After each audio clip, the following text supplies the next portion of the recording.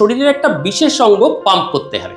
তাহলে একটু দেখাই, এই যে সামনের দিকে হাঁটছেন বা হাঁটাহাঁটি করছেন, পেছন দিকে হাঁটছেন, সিঁড়ি ভেঙে ওপরে উঠছেন, দৌড়াচ্ছেন, বজ্রাসনে বসছেন, টিপ টু এক্সারসাইজ করছেন, কেন? কারণ একটাই, শরীরের সুগার, যাদের ডায়াবেটিসে ভুগছেন বা যারা প্রিডায়াবেটিস, শরীরে সুগার খুব সুন্দর করে কন্ট্রোল করতে হবে এবং যতটুকু সম্ভব ওষুধের ব্যবহার কমাতে হবে। এই পর্বেই আজকে আপনাদের বলবো শরীরের এই বিশেষ একটি অংশ, একটি মাসল, দ্য সোলিয়াস পাম্প, এই সোলিয়াস মাসলের পাম্প সম্বন্ধে। তাহলে ছিলাম কি সোলিয়াস মাসলটা পাম্প করতে হবে কেন? এই সোলিয়াস মাসলটার একটা বিভৎস গুণ আছে। চলুন একদম প্র্যাকটিক্যাল ফিল্ডে গিয়ে গুণটা বোঝার চেষ্টা করি।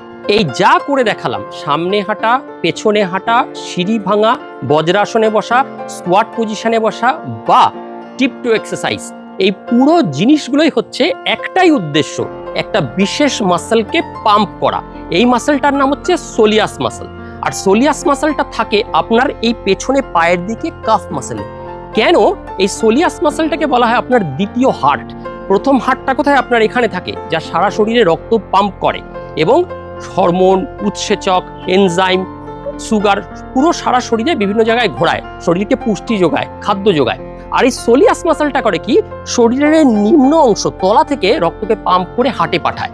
আর এই মাসলটার একটা বিশেষ গুণ আছে, এই মাসলটার একটা স্পঞ্জের মতো। স্পঞ্জ যেমন দেখবেন জলে দিলে অনেকটা জল শুষে নেয়, এই মাসলটাকে যত আপনি স্ট্রেন করবেন, পাম্প করবেন, ব্যায়াম করবেন, তাতে হবে কি, এই মাসলটা ব্লাডের যে গ্লুকোজটা আছে চট করে তার মধ্যে অ্যাবজর্ব করে নেয়। আমাদের তো তাই লক্ষ্য, রক্তের সুগার বা ডায়াবেটিস রোগীর লক্ষ্য কি, এর ইনসুলিন, শরীরের ইনসুলিন এর রক্ত প্রবাহে থাকা গ্লুকোজকে শরীরের মাসলে ঢোকাতে পারছে না, সেজন্য রক্তটা কোথায় থেকে যাচ্ছে, সুগার কোথায় থেকে যাচ্ছে? ব্লাড ভেসেলে। আর টার্গেট কি, আমরা এই যে এতগুলো জিনিস দেখালাম, হাঁটা, চলা, ব্যায়াম করা, বজ্রাসন করা, টার্গেট একটাই, মাসলে সুগার ঢুকিয়ে দেওয়া। আর এই সোলিয়াস মাসলটা করে এই কাজটা, স্পঞ্জের মতো এই ব্লাড থেকে চট করে একে পাম্প করলে রক্তটা থেকে চট করে সুগারটা ভেতরে নিয়ে নেয়।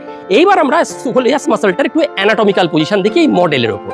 তাদের সোলিয়াস মাসলটা একটু বলি, সোলিয়াস মাসলটা শরীরের কোথায় থাকে, যে পাম্পিং এর কথাটা বললাম। এই দেখুন, এই হচ্ছে আমাদের কাফ মাসল। এই কাফ মাসলের এইখানে গ্যাস্ট্রোকনোমিয়াস বলে একটা মাসল থাকে, একটু জুম করে দাও ক্যামেরাম্যান। এইরকম গ্যাস্ট্রোকনোমিয়াস, এটা তিনটে কম্পোনেন্ট দিয়ে তৈরি হয়, একটা গ্যাস্ট্রোকনোমিয়াস, একটা সোলিয়াস আর একটা অ্যাচিলাস টেন্ডন। এই দুটো হচ্ছে গ্যাস্ট্রোকনোমিয়াসের পার্ট। আর এর তলায় থাকে সোলিয়াস মাসলটা এইরকম ভাবে। আর এইখান থেকে এতটা থাকে, এইখান থেকে এতটা থাকে অ্যাচিলাস টেন্ডন। এইটা হচ্ছে সোলিয়াস মাসল বা সোলিয়াস মাসল, যেটাকে আমরা পাম্প করব।